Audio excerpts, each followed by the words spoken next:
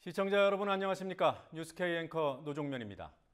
2014년 4월 1일 오늘 미디어 협동조합 국민TV가 TV 방송의 개국을 알리는 뉴스 프로그램 뉴스K를 시작합니다. 뉴스K는 정권과 유착한 TV 방송들을 향해 과연 권력의 더러운 특혜와 삥 뜯고 웃음 팔아 모은 돈이 없어도 지금처럼 떠들썩하게 방송을 할 수 있겠냐고 묻습니다. 뉴스K는 또한 여러분을 향해서도 이런 TV 보도 매체들을 내버려 두고서 과연 우리 사회가 따뜻하고 정의로워질 수 있는 것인지, 이들이 스스로 변할 것이라고 미련을 두고 있는 것은 아닌지 묻습니다. 뉴스K가 열어젖히고자 하는 길은 넓고 잘 포장된 대로가 아닙니다. 그저 나와 내 주변 한 사람, 두 사람 정도가 겨우 지날 수 있는 오솔길 하나 닦고 있을 뿐입니다. 그래도 난파선에 다가온 작은 구명정처럼 고립된 곳에 구조 헬기가 들이우는 줄사다리처럼 여러분께 절실한 길을 닦겠습니다. 이런 작은 길들이 여기저기 봄풀 돋듯 생겨나는 계기가 되겠습니다. 지켜봐 주시기 바랍니다. 개국일인 오늘이 마침 만우절입니다. 거짓말처럼 시작하는 뉴스K. 오늘 방송 중에 이른바 만우절 보도, 거짓 보도 하나를 숨겨놨습니다. 주의 깊게 찾아보시기 바랍니다. 뉴스K 잠시 후에 시작합니다.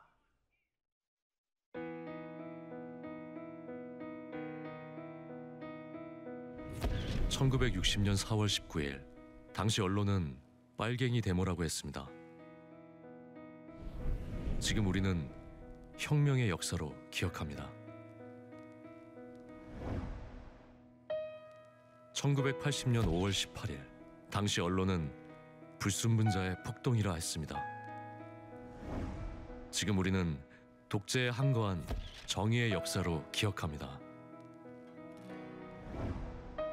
1987년 6월 10일 당시 언론은 대학생 가두 시위라 했습니다.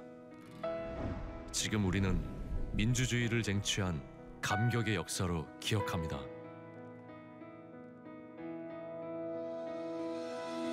백 없고 돈 없는 노동자, 서민, 학생들이 스스로 타올라 역사를 만들었습니다.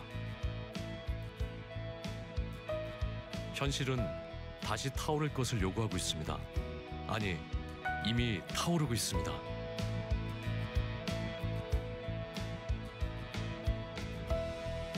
빨갱이를 종북으로, 불순분자를 외부 세력으로, 언론은 말만 바꾸었을 뿐 역사를 부정하고 있습니다.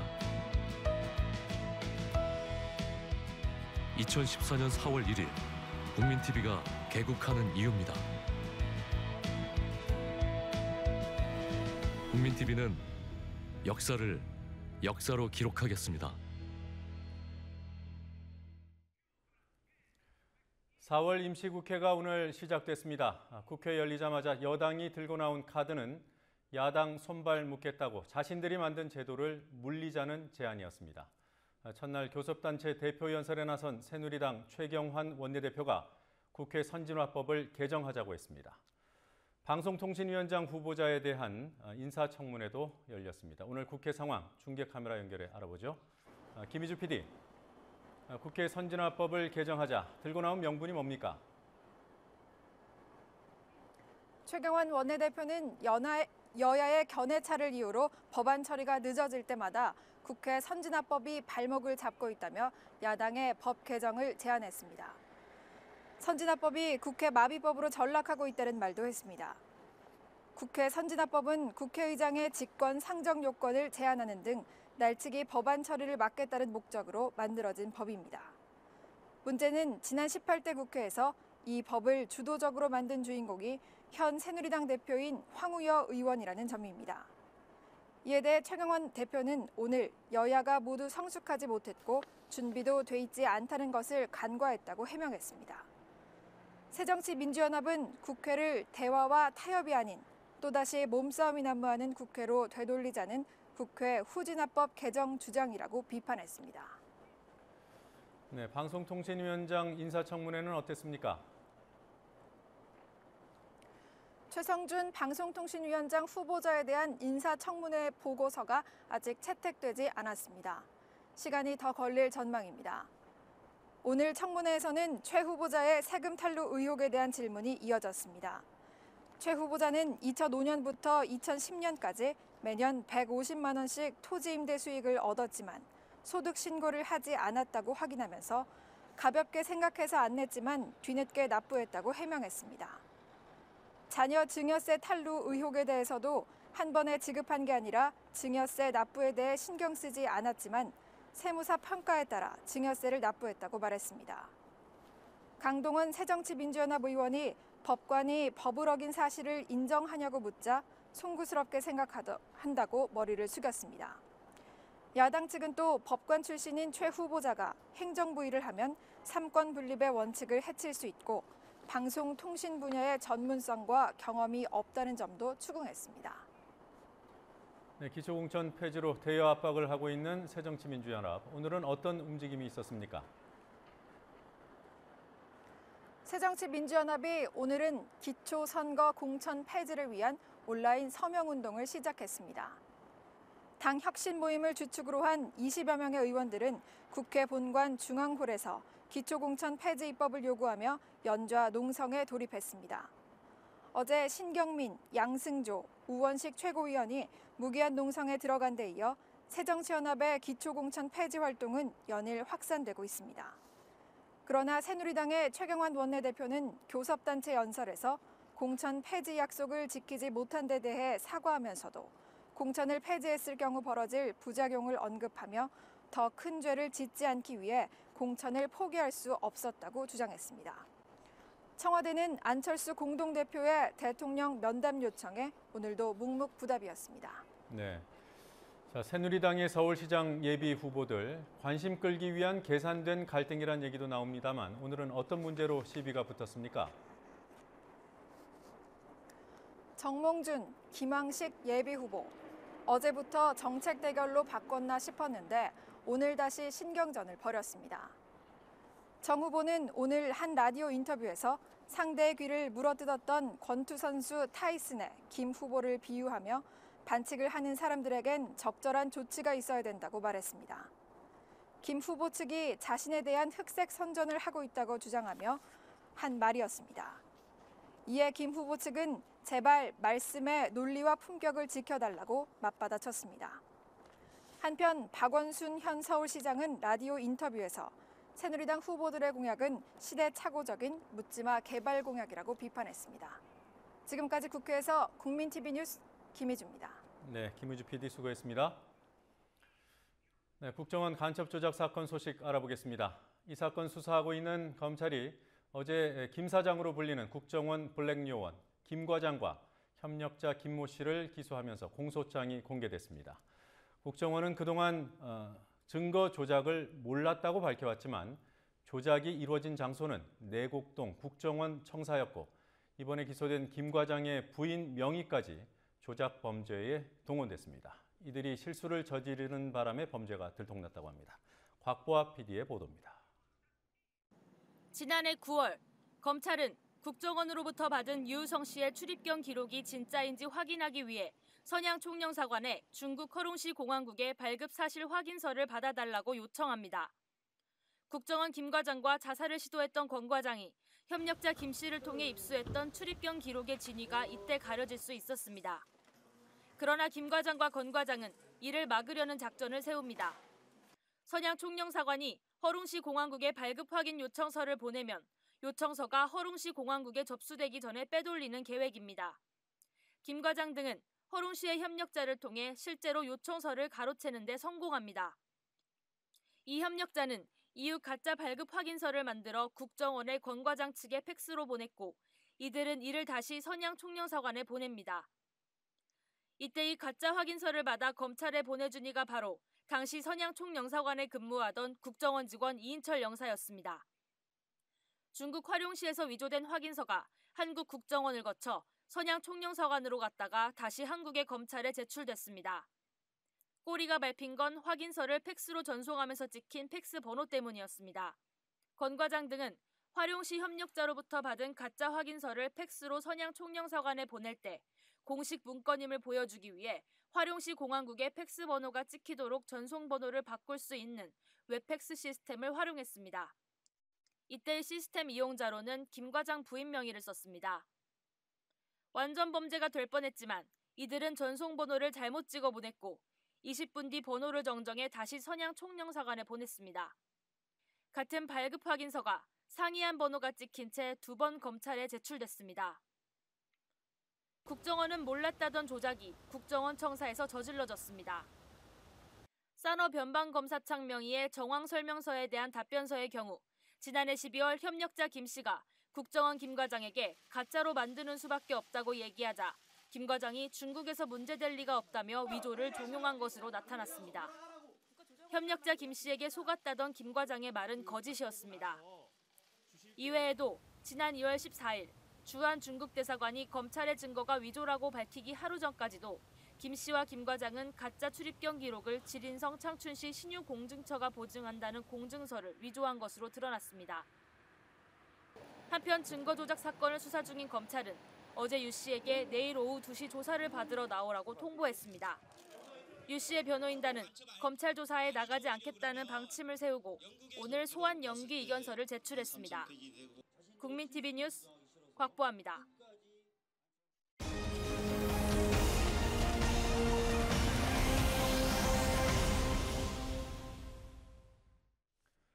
뉴스K는 다른 매체에서 소홀히 다루는 중요 사안을 충실히 보도하도록 노력하겠습니다. 국민TV 뉴스룸이 주목하고 집중한 뉴스를 전해드리는 뉴스룸 리포터 시간입니다. 노지민 PD가 이 시간 함께합니다. 자, 어서 오십시오.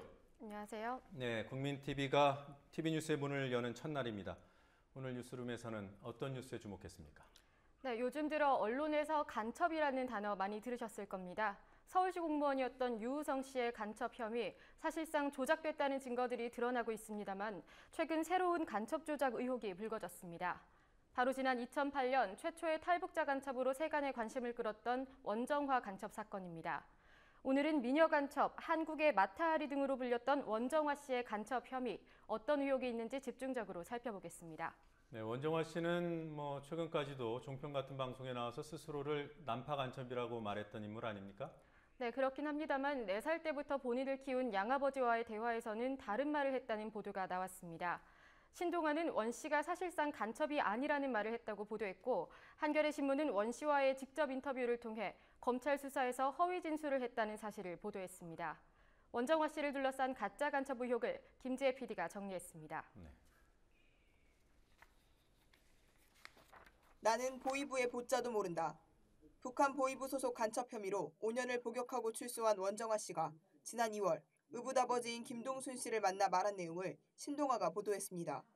원 씨는 아버지 김 씨에게 자신이 보위부 간첩이 아니고 황장엽 암살 지시를 받은 적도 없다며 재판정에서 인정했던 공소장 내용을 전면 부인했다는 내용이 신동아에 실렸습니다.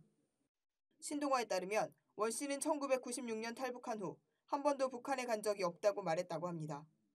이 말이 사실이라면 재판에서 인정했던 2002년과 2006년 미립북 혐의는 근거가 없어집니다. 원정화 씨에게 간첩 행위를 지시했다는 중국 단둥 주재 북한 무역대표부의 김규학 부대표와 관련된 진술도 2008년 수사 당시와 최근 신동아 보도가 다릅니다. 수사 때는 2002년부터 김규학의 지령을 받았다고 했지만 최근엔 김규학을 2004년 이후에 알게 됐다고 말한 것으로 신동아가 보도했습니다. 한겨레 신문도 지난 22일 원정화 씨 인터뷰를 보도하면서 사건이 조작됐다는 의혹을 제기했습니다. 원 씨는 아버지 김동순 씨도 간첩이라고 했던 진술을 한겨레와의 인터뷰에서 뒤집었습니다. 아버지까지 간첩이라고 말해야 형이 가벼워진다고 검사가 회유해 어쩔 수 없이 거짓 자백을 했다는 게 한겨레 보도 내용입니다. 원정화 간첩 사건이 조작됐다는 의혹은 이미 2008년 그것이 알고 싶다 등을 통해서도 제기됐습니다. 당시 SBS는 원정화 씨의 과거 행적을 토대로 간첩, 그것도 북한 보위부가 직파한 간첩일 가능성은 희박하다고 보도했습니다. 국민TV 취재진 역시 원정화 사건 수사에 많은 허점이 있음을 확인했습니다. 특히 원정화 씨의 자백이 수사 당시 회유 때문이었을 가능성이 큽니다. 국민TV가 만난 원정화 씨의 지인은 혐의를 인정하면 칼기 폭파범 김연희처럼 잘 살게 해주겠다는 회유가 있었다는 말을 원정화 씨로부터 직접 들었다고 주장했습니다. 원정화 씨도 국민TV 취재진을 만나 여전히 자신이 간첩이라면서도 양아버지가 간첩이라는 진술은 거짓이었음을 재확인해줬습니다. 간첩 사건을 자주 맡아온 변호사들 사이에서도 원정화 씨 사건이 국정원에 의해 조작됐다는 주장이 나왔습니다. 원정화 주변에는 정보사령부, 국가정보, 기획내사가 오래전에 왔고 검증하면 검증할수록 아마 하나부터 10까지 다 거짓말인 게 밝혀질 겁니다. 원정화 씨 사건 조작 의혹에 대해 시민들은 놀랍다는 반응을 내놨습니다. 참 구시대적인 것 같다는 생각이 들고요. 한 1900년대 일인 줄 알았는데 2008년 일이라고 하니까 좀 충격적이네요. 조작 사실이 정말 사실로 판명이 된다면 국정원의 그 존재 의미 자체에 좀 퇴색이 가지 않나. 유우성 씨 사건의 조작 증거가 무더기로 드러난 데 이어 원정화 씨 사건도 처음부터 다시 조사해야 한다는 주장이 이어지고 있습니다. 국민TV 뉴스 김지혜입니다. 네, 아직 원정화 씨가 본인이 간첩이 아니다 이렇게 명확하게 말하는 것은 아닙니다만 검찰 수사 중요한 내용들 그리고 법원 판결 내용들 원정화 씨가 상당 부분 부인한 것은 사실이군요. 네, 그렇습니다. 네, 2008년도 당시에 검찰이 발표했던 원정화 씨의 간첩 혐의는 뭐였습니까? 네, 검찰은 원정화 씨가 군부대 안보 강연을 하면서 북한을 찬양하는 한편 성을 매개로 군인을 포섭해서 군사 정보를 빼냈다고 밝혔습니다. 네, 그래서 한국의 마탈이다 이런 별명이 붙여졌던 거군요. 네, 그리고 또한 100여 명의 북한 이탈 주민을 납치해 북송하고 양아버지인 김동순 씨와 대북무역을 하며 북한 지도층의 비자금 보관소죠. 노동당 39호실로 외화를 송금했다는 것이 원 씨의 주요 혐의입니다. 네, 군인을 유혹해서 군사 정보를 빼내고 그리고 탈북자들을 납치해서 북으로 보내고 거기다 외화까지 북으로 보냈다. 자, 이런 혐의라는 거죠? 네, 주요 혐의가 그랬습니다. 네, 이런 것들 입증하려면 여러 가지 증거가 필요하지 않겠습니까? 네, 그런데 이 부분이 사실 문제입니다. 사건을 들여다보면 핵심적인 증거가 원정화 본인의 자백 그리고 지인들의 증언입니다. 대부분 말에 의존한 겁니다. 그때요, 그 수사당국이 원정화 씨에 대해서 통신 감청을 했던 것으로 아는데요. 네, 국민TV 취재진이 통신감청 원본을 입수해 분석해봤습니다.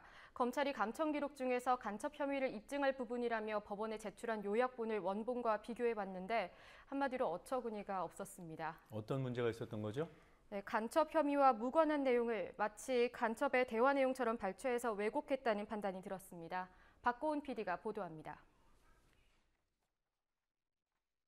원정화 씨가 간첩 혐의를 받았을 당시인 지난 2008년. 계부인 김동순 씨도 간첩 혐의로 구속됐습니다. 검찰은 김 씨가 원 씨에게 지령을 내린 고위급 간첩이라고 주장했습니다.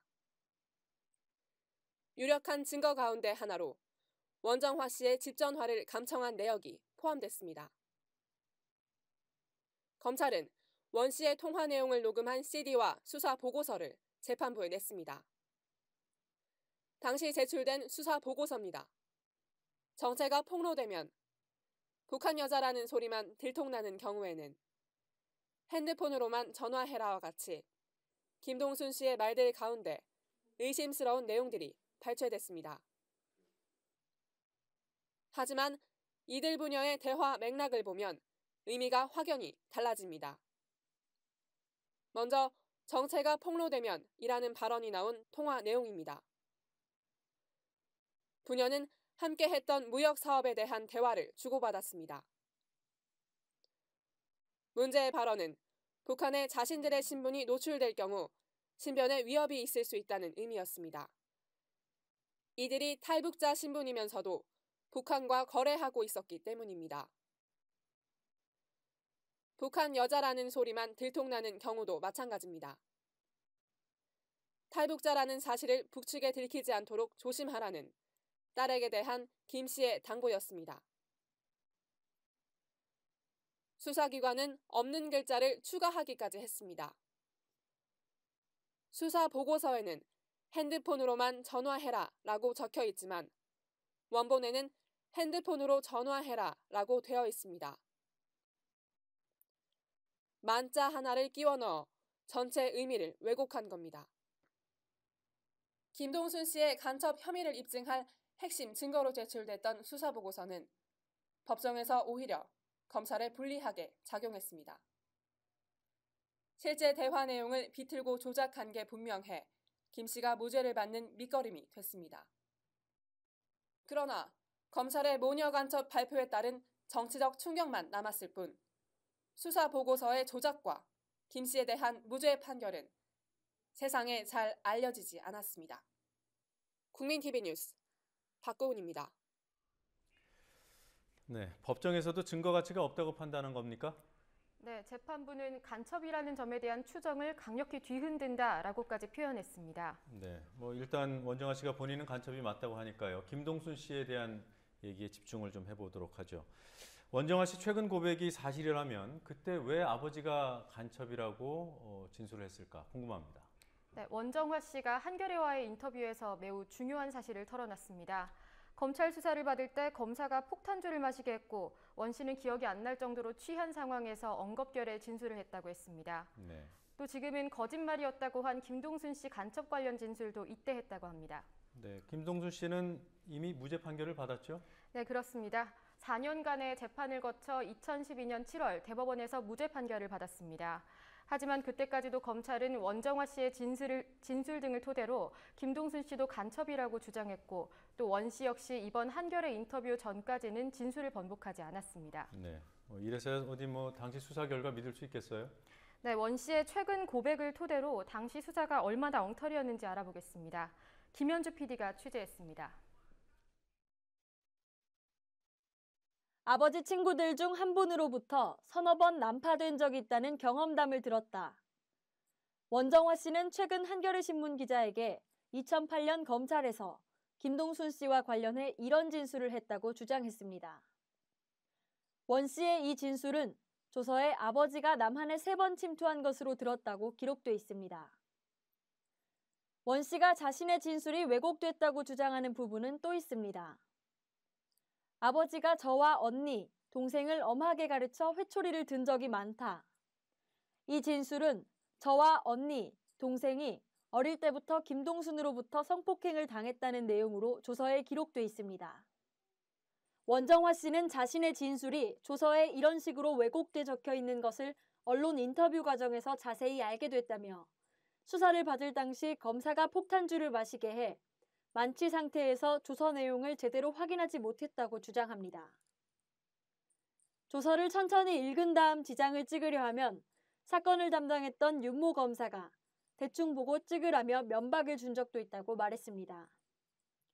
검찰 조사실에는 술이 들어갈 수 없지만 원 씨 조사 때는 예외였다고 전한 검찰 관계자도 있습니다. 이에 대해 윤 전 검사는 답할 가치가 없는 주장들에 대해 시간을 낭비하고 싶지 않다고 일축했습니다. 하지만 원정화 씨의 말이 사실로 드러날 경우 검찰이 증거를 조작했다는 비난은 피하기 어려워 보입니다. 국민TV 뉴스 김현주입니다. 폭탄주에 만취한 상태에서 조사를 받았다. 이게 가능한 얘기입니까? 네, 원정화 씨에 따르면 그랬습니다. 변호사 조력은 안 받았다고 하던가요? 네, 재판을 담당한 국선 변호사는 있었는데 한 예. 달간의 검찰 조사 기간에는 변호인이 없었습니다. 조사받을 때 왜 변호인이 없습니까? 이 부분에서도 검찰 조서와 원정화 씨 의견이 갈립니다. 진술 조서상에는 검사가 변호사 조력을 받겠냐고 물을 때마다 원 씨가 거부한 것으로 적혀 있는데요. 국민TV 취재진을 만난 원정화 씨는 검찰 조사를 받을 당시 변호인이 뭔지도 몰랐고 또 변호사 선임에 대해서 알려주는 사람이 없었다는 주장을 거듭 확인했습니다. 네, 2008년 이명박 정권 초 촛불 전국이 뜨겁던 시기에 나온 탈북자 1호 여간첩 사건. 자, 그 당시 어떤 사건으로 규정됐던 것인지 한번 정리를 해봤으면 좋겠습니다. 네, 강신혜 PD가 공식화되어 있는 내용을 토대로 원정화 사건을 설명해드리겠습니다. 광우병 촛불 집회로 정권에 대한 불만이 고조됐던 2008년 8월, 검찰과 경찰, 여기에 국정원과 기무사까지 포함된 합동수사본부가 놀랄만한 발표를 합니다. 탈북자로 위장한 여간첩을 체포했다는 내용이었습니다. 이른바 원정화 사건입니다. 합수부가 중요하게 내세운 간첩의 증거는 원정화 본인의 자백이었습니다. 자백의 신빙성에 대한 논란이 일었지만 본인이 워낙 분명하게 자백을 한 상황이라 수사 결과 발표로부터 불과 2달 뒤 원정화 씨는 공판 2번 만에 징역 5년을 선고받고 감옥에 갇혔습니다. 원 씨는 항소도 포기했습니다. 당시 합수부는 원 씨만 간첩으로 기소한 것이 아니었습니다. 원정화 씨의 의붓 아버지인 김동순 씨도 간첩이라며 이른바 부녀 간첩 사건으로 기소했습니다. 김동순 씨는 김정일 비자금을 관리하는 노동당 39호실 대응총국 소속으로 외화벌이를 해 북에 송금했다는 혐의를 받았습니다.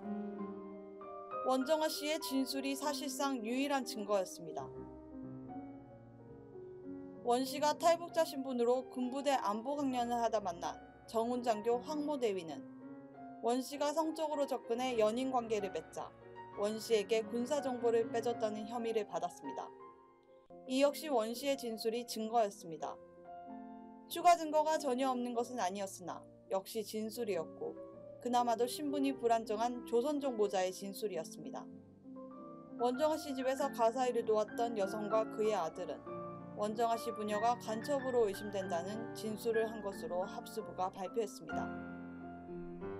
진술에만 의존한 간첩 사건 수사 결과가 진술 당사자의 진술 번복으로 근본적으로 흔들리고 있습니다. 사건의 전말이 밝혀질 수 있을지 주목됩니다. 국민TV 뉴스 강신혜입니다. 네, 당시 수사를 진행한 곳 수원지검, 공안 수사가 많은 곳이죠? 네, 수원지검의 경우는 대표적인 공안통으로 불리는 검사들의 집합소 이렇게 불리기도 합니다. 원정아 사건 당시 수원지검 검사정이었던 천성관 전 검사장은 2009년 검찰총장 후보자로 거론된 인물이고요.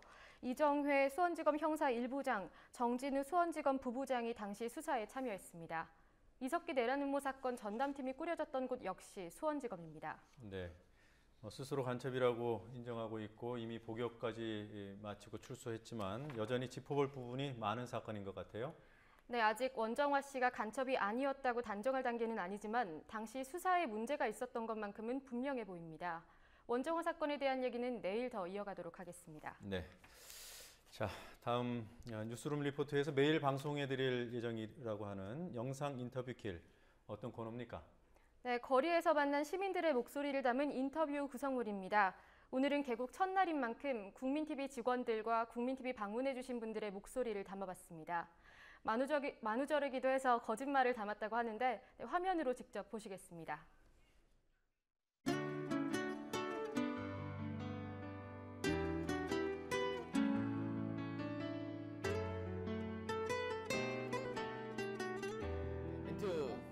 드디어 국민TV 사옥이 생겼습니다.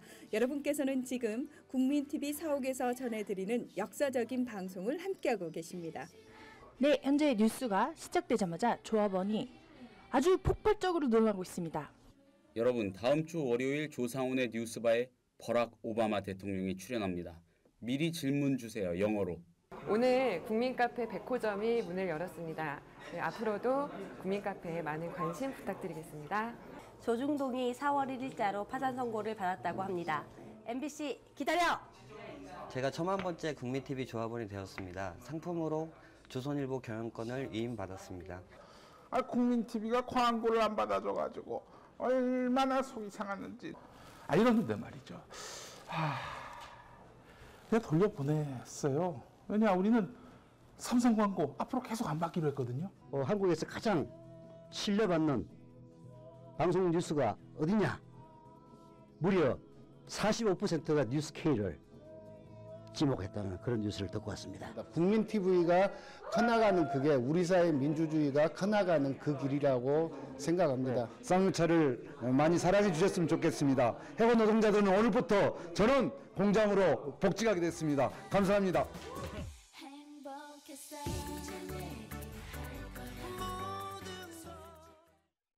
뭐 거짓말이라기보다는 희망이군요. 희망이 담겨 있어요. 뉴스K가 이런 분들의 거짓말을 뉴스로 전할 수 있길 바랍니다. 자, 이제 다른 얘기 해보겠습니다. 우리나라의 첫 FTA 체결국 칠레와의 FTA 오늘로 꼭 10년이 됐어요. 네, 그렇습니다. 그동안 성과가 어땠습니까? 네, 교역액만 두고 보면 무역 규모가 확실히 커지긴 했는데요. 네. 피해 분야를 고려한다면 긍정적으로만 평가하기는 어려울 것 같습니다. 김진희 PD가 한칠레 FTA 10년의 명암을 취재했습니다. 한칠레 FTA는 지금으로부터 꼭 10년 전인 2004년 4월 1일 발효됐습니다. 양국 교역액은 2003년 16억 달러에서 2013년 71억 달러로 4.5배 증가했습니다. 그러나 무역 적자도 5억 4천 달러에서 21억 9천 달러로 4배 늘었습니다. 무역 수지 적자 구조가 그대로 4배 가까이 증가하는 걸 볼 수 있거든요. 동네 구멍가게도 동네 슈퍼도 매출이 늘어나도 수익이 늘어나지 않으면 그건 장사가 헛한 거 아닙니까? 이혜영 교수는 한 칠레 FTA를 평가하면서 자동차 수출을 위해 농축수산업에 피해를 전가했다고 말했습니다. 지난 10년간 한 칠레 교역에서 한국의 수출 실적 1위는 자동차였고 FTA 비준을 강도 높게 반대했던 농민들은 칠레산 농산물 때문에 타격을 입었습니다. 대표적인 칠레 농산물인 포도는 FTA 체결 이후 국내 수입산 포도의 70% 이상을 차지했습니다. 국무총리실 산하 농촌경제연구원에 따르면 FTA 체결 후 칠레산 포도의 가격이 상승해 소비자들의 FTA 체감 효과는 낮았습니다. 관세 인하 효과가 미미하고 FTA 체결 후 수입 유통업자의 마진율은 2배로 뛰어 오히려 가격이 올랐습니다. 칠레산 포도입니다. 칠레산 포도 수입량은 지난 10년간 5배 이상 늘었고 국내 포도 생산량은 35% 줄었습니다. 포도 농가 등 농민들은 칠레산 농산물에 밀려 피해를 입었고 이유는 수입 유통업자에게 돌아갔습니다. 정부는 폐업 지원제와 피해보전 직불제를 대책으로 마련했지만 피해보전 직불제는 요건이 까다로워 한 번도 발동된 적이 없습니다. 농민들은 10년이 지났지만 아직도 실질적 대책이 부족하다고 말합니다. 경쟁력을 키우는 것은 당연한 얘기입니다만 우리 농가의 현실이 경쟁력을 키울 만한 역량을 가진 젊은 농가들보다는 영세 고령농 등이 많습니다. 그래서 정부가 말하는 무조건 경쟁력을 키우는 것은 상당히 좀 어폐가 있는 얘기고 그렇게 하기 힘든 우리 영세 고령농에 대해서 어떤 대책을 세울 것인지 정부가 좀 실질적인 대책을 세우는 것이 중요하다는 생각입니다. 한 칠레 FTA 10년은 곧 한국 FTA 체결 역사 10년입니다. 한미 FTA와 한 EU FTA에 이어 전방위적인 FTA 정책을 취하고 있는 정부가 농업 피해를 계속 방관할 것인지 돌아봐야 할 때입니다. 국민TV 뉴스 김진입니다. 네, FTA는 늘고 있고요. 농업 분야의 피해는 커지고 대책 없겠습니까? 네, 박근혜 대통령이 창조적 변화를 통해 농축수산업을 고부가 가치 미래성장 산업으로 변모시켜 나가겠다면서 대책을 내놓겠다고 하긴 했습니다. 하지만 실효성은 의문입니다. 게다가 한중 FTA가 체결될 경우에는 국내 농업 피해가 한미 FTA보다도 2배 더 커질 것으로 추정되고 있습니다. 네. 네, 박 대통령 얘기 나온 김에요. 박 대통령과 관련된 최근 판결 소식도 전해주시죠. 네, 박 대통령이 지난 대선 때 비방을 당했다던 사건이었는데 비방이 아니라는 판결이 지난달 25일에 나왔습니다. 네, 안중근 의사 유묵에 관한 얘기입니까? 네, 안도현 시인이 지난 대선 때 박근혜 당시 후보가 도난당한 안중근 의사 유묵을 가지고 있는 게 아니냐고 공개 질의했는데요. 이것이 비방에 해당하는지 논란이 됐던 사건입니다. 지난해 11월 1심 재판부가 배심원단의 무죄 판결을 뒤집고 유죄를 선고했지만 이번 2심에서 무죄 판결이 나왔습니다. 장부경 PD가 박근혜 대통령과 안중근 의사의 유묵이 어떻게 연관돼 있는지 정리했습니다. 국내에 들어와 있는 안중근 의사 유묵 중에서 유일하게 행방이 묘연한 문화재가 있습니다. 바로 이 작품입니다. 이 유묵은 봉을제 569-4호로 굳은 옷, 굳은 밥을 부끄러워하는 자는 더불어 의논할 수 없다는 의미로 공식적으로는 도난된 상태입니다. 1976년 원 소장자인 홍익대 이사장 이도영 씨가 청와대에 기증해 문화재청에 등록됐지만 현재는 행방이 묘연합니다. 18대 대선 직전이었던 2012년 12월 11일 이틀 동안 당시 문재인 캠프에 몸담고 있던 안도현 시인은 안중근 의사 유묵에 관한 의문이 담긴 17건의 트윗을 자신의 트위터에 올립니다. 박근혜 당시 대선 후보에게 소장 여부를 묻는 내용이었습니다. 비방 혐의로 기소된 안 시인은 1심에서 배심원단의 무죄 판결을 재판부가 뒤집는 바람에 일부 유죄를 선고받았지만 2심에서 무죄 판결을 받습니다. 과연 사라진 안중근 의사 유묵은 누가 소장하고 있을까요? 박근혜 대통령과는 무관할까요? 2009년 안중근 의사 기념사업회가 편찬한 안중근 연구의 기초라는 논문집입니다. 89쪽에 유묵 소장자가 박근혜라고 되어 있습니다. 이 밖에도 여러 책자에서 소장자 박근혜를 볼 수 있습니다. 언론에서도 소장자 박근혜를 찾아볼 수 있습니다. 1993년 세계일보에 연재됐던 대한국인 안중근 기획 시리즈 중 2월 13일자 유묵과 자료들입니다. 말미에 박근혜 소장이라고 적혀 있습니다. 2011년 MBC 시사매거진 2580에서는 1980년 이후 박근혜가 가지고 나온 것이라는 김호일 전 안중근 의사 기념관장의 인터뷰를 실었습니다. 문화재청의 기록을 보겠습니다. 1983년 4월 7일 문화재국 공무원들이 유묵의 실태 조사를 나갔다가 그 결과를 기록해둔 자료입니다. 자료 하단에 박근혜가 유묵을 기념관으로 옮기려는 교섭에 응한 적이 있다라는 메모가 적혀 있습니다. 문화재청 보관 중인 또 다른 메모에도 박근혜 소장이라고 적혀 있습니다. 박 대통령은 본인 입으로 입장을 밝힌 적이 없습니다. 안도현 시인의 의문 제기를 무죄라고 한 이번 판결을 계기로 보물 569-45 안중근 의사 유묵을 찾기 위한 구체적인 노력이 전개되길 기대합니다. 국민TV 뉴스 장부경입니다. 네, 어쨌든 박근혜 대통령이 안중근 의사 유묵을 가지고 있는 것이 아니냐 이런 의문을 갖는 것은 죄가 안 된다 이런 결론이군요. 네, 당연한 결론이고요. 네, 사실 의문을 제기하는 것까지 법정에 세우는 현실이 참 안타깝습니다. 네, 그나저나 다른 곳도 아니고 청와대에 있던 보물이 어디로 갔을까 미스테리가 아닐 수 없습니다. 자, 오늘은 여기까지 듣겠습니다. 수고했습니다. 네, 수고했습니다.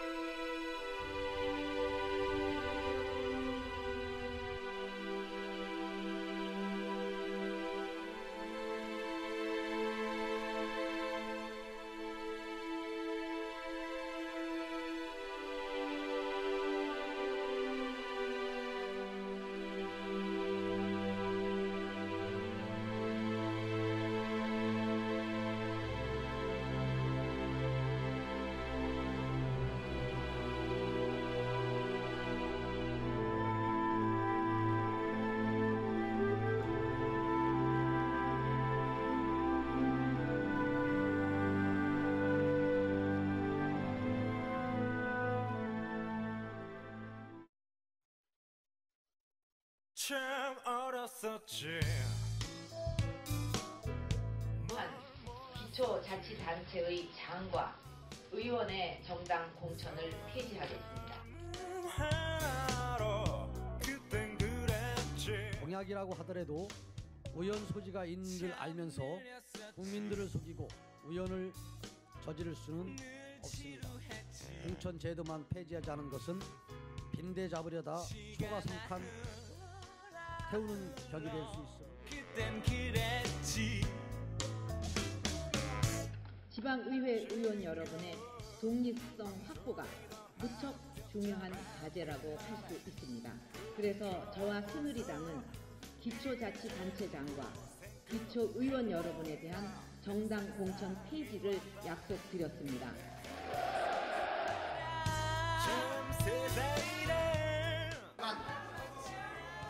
저희는 잘못된 약속에 얽매이기보다는 국민들께 겸허히 정서를 구하고 잘못은 바로잡는 것이 더 용기 있고 책임 있는 자세라고 생각했습니다.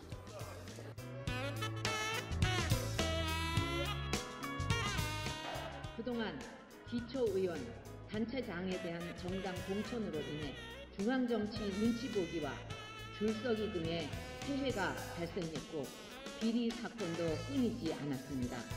정당 공천 폐지는 주민들의 뜻을 더 충실히 반영할 수 있는 여건을 만들 것입니다.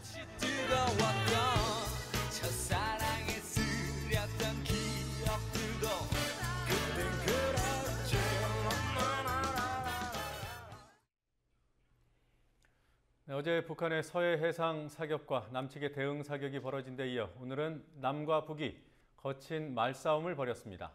자립형 사립고가 법을 어기고 정부의 지원을 받았다는 주장도 나왔습니다. 오늘 짚어봐야 할 주요 뉴스들 알아보는 시간입니다. 황준호 뉴스 취재팀장 나와 있습니다. 자, 오늘도 먼저 북한이 포문을 열었습니까? 예, 북한 노동당 기관지 노동신문이 박근혜 대통령의 독일 드레스덴 연설에 대해서 오늘 글을 하나 실었습니다. 북한의 경제난, 핵 문제 같은 거에 대한 박 대통령의 발언을 하나씩 끄집어내서 비난했습니다. 특별히 새로운 논리는 없었고 다만 표현에 있어서 오물처럼 쏟아낸 망발, 이런 좀 심한 말들을 했습니다. 여기에 대해서 정부가 곧바로 입장문을 발표했습니다. 북한은 관영 매체를 통해서 국가 원수의 외교 활동에 대해서 시정잡배도 입에 담기 꺼려할 표현을 사용했다라고 북한을 강하게 비판했습니다. 네. 그럼 박근혜 대통령의 이른바 드레스덴 선언은 당분간 실현되기 어렵게 되는 겁니까? 드레스덴 연설은 대북 인도적 지원에서부터 남북의 경협과 교류 이런 내용을 담고 있습니다. 그렇지만 북한이 오늘 노동신문을 통해서 사실상 거부했기 때문에 이른 시일 안에 이 연설이 실현되기는 좀 어려워 보입니다. 4월 말까지는 한미 연합훈련이 있다는 그런 정세상의 걸림돌도 물론 있습니다. 그렇지만 무엇보다 정부가 천안함 사건 이후에 내놓았던 소위 5.24 조치의 틀 내에서 드레스덴 연설을 실현하겠다 이런 말을 했기 때문에 근본적인 한계를 가질 수밖에 없는 것 같습니다. 대북 제한 후에 남북관계가 더 나빠지는 현상, 뭐가 문제인지 정부가 다시 한번 생각해 볼 부분이 많아 보입니다. 네.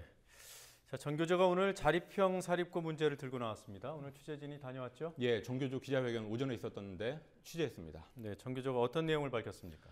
자율형 사립고로 지정된 25개 학교가 2012년과 2013년 이태 동안 교육과학기술부하고 또 시도교육청에서 104억 원의 예산을 부당하게 받았다고 전교조가 주장했습니다.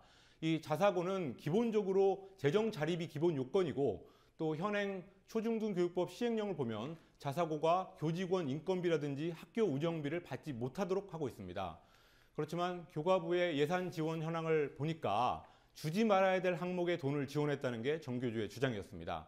특히 기업이 설립한 자사고가 일반 자사고에 비해서도 더 많은 지원을 받았다고 되어 있었습니다. 네.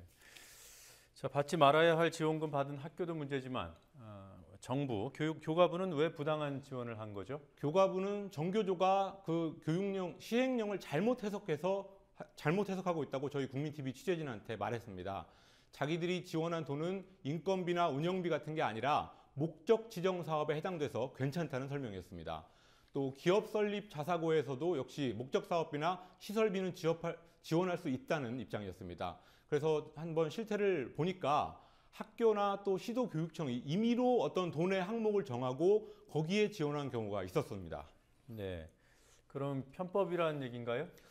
불법 여부는 좀 다툼이 있어 보이지만 편법의 소지는 다분해 보였습니다. 네. 자세한 취재 결과는 저희가 추후에 리포트로 전해드리도록 하겠습니다. 네. 또 어떤 뉴스 있습니까? 영상을 하나 소개해드리겠습니다. 3월 5일에 처음 공개되고 오늘까지 세계적으로 3천만 명 가까이 본 영상이라서 이미 보신 분들도 계시겠지만 한국에서는 어제 오늘 사이에 SNS를 통해서 갑자기 확산된 영상입니다. 국제 아동보호기구인 세이브 더 칠드런이 만든 영상인데요. 시리아 내전으로 고통받는 어린이들을 돕자는 취지라고 합니다.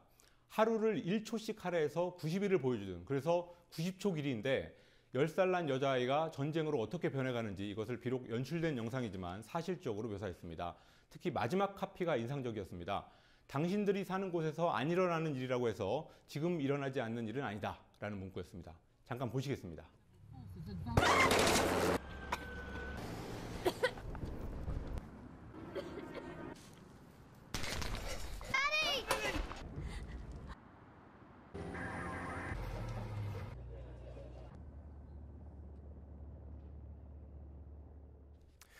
네, 시리아 내전에서 어린이들이 당한 피해 집계된 것이 있습니까? 성인을 포함해서 전체 사망자는 14만 명이고 그중에서 어린이들은 최소 11,000명이 사망했다고 옥스퍼드 리서치 그룹이 밝혔습니다.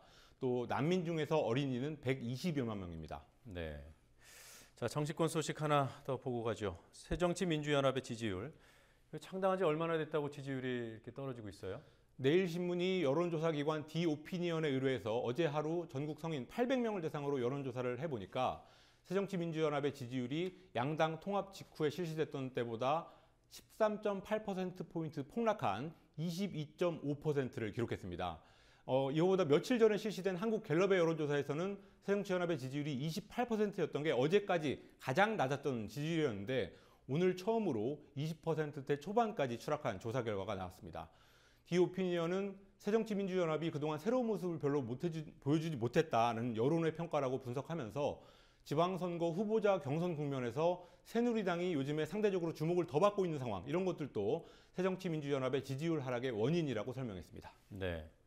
자, 그 밖에 또 어떤 뉴스들이 있었습니까? 북한의 서해 해상 사격이 있었던 어제 백령도에서 정체가 확인되지 않은 무인 항공기가 추락해서 군과 정보당국이 정밀 감시 작업을 벌이고 있습니다. 직속 상관에게 지속적인 성추행과 과학행위를 당하다 지난해 10월 스스로 목숨을 끊은 육군 15사단 고 오해란 대리의 사망이 순직으로 인정됐습니다. 일본 정부가 일본군 위안부 동원의 강제성을 인정한 고노다마의 수정은 고려하고 있지 않다는 정부의 답변서를 가기에서 의결했습니다. 그렇지만 담화 작성 과정에 대한 실태 파악은 하겠다는 방침을 거듭 확인했습니다. 네. 자, 오늘은 여기서 마무리하도록 하겠습니다. 수고했습니다. 네.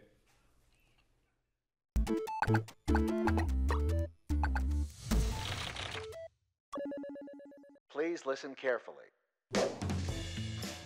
규제 개혁. 이거는 우리 정부에서 올해는 꿈속에서 꿈까지 꿀 정도로 이렇게 생각을 많이 하고 계속 관심을 기울여야 됩니다. 규제 개혁. 이거는 우리 정부에서 올해는 꿈속에서 꿈까지 꿀 정도로 이렇게 생각을 많이 하고 계속 관심을 기울여야 됩니다. 규제 개혁, 관심을 많이 올리는 몰각하는 꿈에서 꿈을 속이고 정부도 쌩까기에 여야정 이렇게 계속 꿀꿀해 서로 우거지 됩니다. One more time. 규제 개혁. 이거는 우리 정부에서 올해는 꿈속에서 꿈까지 꿀 정도로 이렇게 생각을 많이 하고 계속 관심을 기울여야 됩니다. 규제 개혁, 관심을 많이 올리는 울각하는 꿈에서 꿈을 속이고 정부도 쌩까기에 여야정 이렇게 계속 꿀꿀해 서로 우거지 됩니다.